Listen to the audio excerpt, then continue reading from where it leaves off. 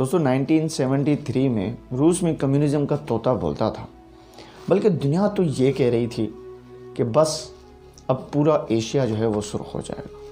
ان دنوں میں ہمارے ایک پاکستانی جو کراچی میں رہتا تھا ماسکو ٹریننگ کے لیے چلے گئے۔ وہ اپنی ایک کتاب میں لکھتے ہیں کہ جمعے کے دن میں نے دوستوں سے کہا کہ چلو جمعہ ادا کرنے کی تیاری کرتے ہیں، تو انہوں نے کہا کہ یہاں مسجدوں کو گودام بنا دیا گیا ہے، ایک دو مسجد کو سیاحوں کا قیام گاہ بھی بنا دیا گیا ہے۔ صرف 2 ہی مسجد اس شہر میں بچی ہیں جو کبھی بند ہوتی ہیں اور کبھی کھلی ہوئی ہوتی ہیں۔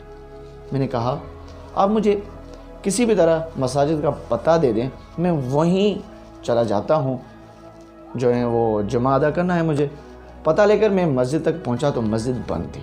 مسجد کے پڑوس میں ایک بندے کے ساتھ مسجد کی چابی تھی۔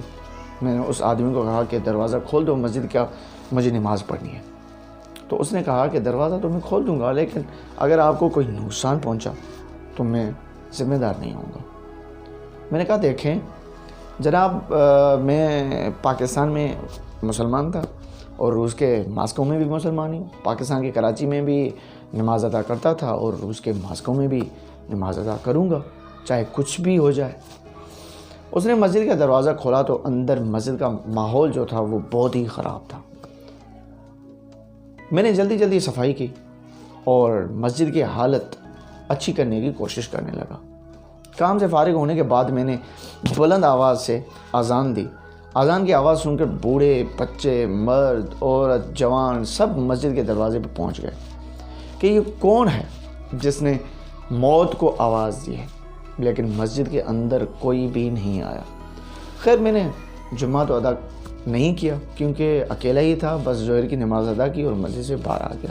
جب میں جانے لگا تو لوگ مجھے ایسے دیکھ رہے تھے جیسے کہ میں نماز ادا کر کے باہر نہیں نکلا، بلکہ دنیا کا کوئی نیا کام متعارف کروا کر مسجد سے نکلا ہوں۔ ایک بچہ میرے پاس آیا اور کہا کہ آپ ہمارے گھر چائے پینے آئے۔ اس کے لہجے میں خلوص ایسا تھا کہ میں انکار نہ کر سکا۔ میں ان کے ساتھ گیا تو گھر میں طرح طرح کے پکوان بن چکے تھے اور میرے آنے پہ سب بہت خوش دکھائی دے رہے تھے۔ میں نے کھانا کھایا، چائے پی تو ایک بچہ ساتھ بیٹھا ہوا تھا۔ میں نے اسے کہا کہ آپ کو قرآن پڑھنا آتا ہے؟ تو بچے نے کہا جی ہاں بالکل، مجھے قرآن بالکل آتا ہے، یہ جو ہمارے ساتھ سب بیٹھے ہوئے ہیں ان کو بھی آتا ہے۔ میں نے جیب سے قرآن کا چھوٹا سا نسخہ نکالا اور کہا کہ یہ پڑھ کر سناؤ مجھے۔ بچے نے قرآن کو دیکھا اور مجھے دیکھا، پھر قرآن کو دیکھا اور پھر ماں باپ کو دیکھ کر دروازے کو دیکھا، پھر مجھے دیکھا۔ میں سوچنے لگا کہ اس کو قرآن پڑھنا نہیں آتا، لیکن اس نے کہا کیوں کہ اس کو قرآن پڑھنا آتا ہے۔ میں نے کہا بیٹا یہ دیکھو قرآن کی اس آیت پہ انگلی یا ایھا الذین آمنوا قوا انفسکم وعلیکم جیسے ہی رکھی تو وہ فر کر پڑھنے شروع ہو گیا۔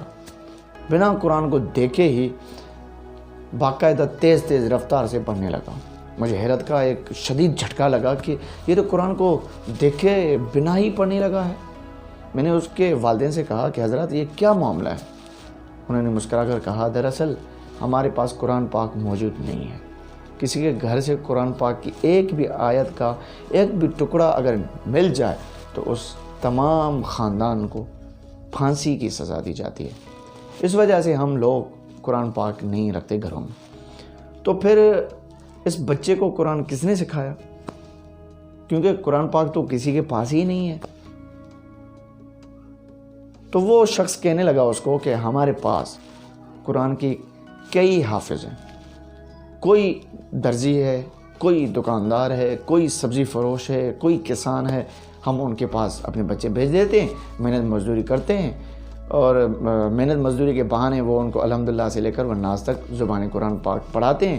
ایک وقت ایسا آ جاتا ہے کہ وہ حافظ قرآن بن جاتے ہیں، کسی کے پاس قرآن کا نسخہ ہے ہی نہیں، اس لیے ہمارے جو نئی نسل ہے ان کو ناظرہ نہیں آتا۔ بلکہ اس وقت ہماری گلیوں میں آپ کو جتنے بھی بچے دکھائی دیں گے یہ سب کے سب حافظ قرآن ہیں۔ یہی وجہ ہے جب آپ نے اس بچے کے سامنے قرآن رکھا تو اس کو پڑھنا نہیں آیا، کیونکہ وہ ناظرہ اس نے پڑھا ہی نہیں ہے۔ لیکن جب آپ نے ایک آیت سنائی تو وہ فر پڑھنے لگا۔ اگر آپ نے اس کو نہ روکتے تو یہ سارا قرآن ہی پڑھ کر سنا دیتا۔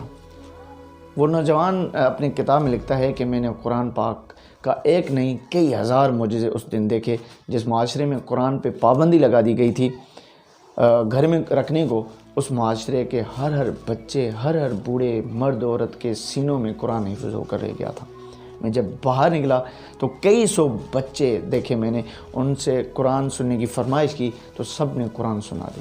وہ کتاب دوستو وہ کتابیں مزید لکھتے ہیں کہ میں نے ان کو کہا کہ لوگوں، حکومت نے قرآن رکھنے پہ آپ کے اوپر پابندی لگا دی ہے، لیکن جو سینے میں قرآن مجید محفوظ ہے اس پہ پابندی نہ لگا سکے ہیں اس وقت تک۔ تو دوستو یہ تو ایک کہانی تھی جو ایمان افروز کہانی ہے۔ کہانی بتانے کا میرا مقصد یہ تھا کہ ہمارے پاس بالکل آزادی ہے، نماز، قرآن وغیرہ ہم جہاں بھی پڑھ سکتے ہیں، لیکن ہم ان کا قدر نہیں کرتے۔ کیوں؟ جن کے پاس قرآن نہیں ہے وہ تو ماشاءاللہ زبانی قرآن یاد ہے ان کو، اور ہم ہیں کہ اس قرآن سے دور ہیں۔ اللہ تبارک و تعالیٰ سے دعا ہے کہ ہمیں ہدایت سے نوازے۔ اللہ تبارک و تعالیٰ ہمیں عمل کرنے کی توفیق عطا فرمائے۔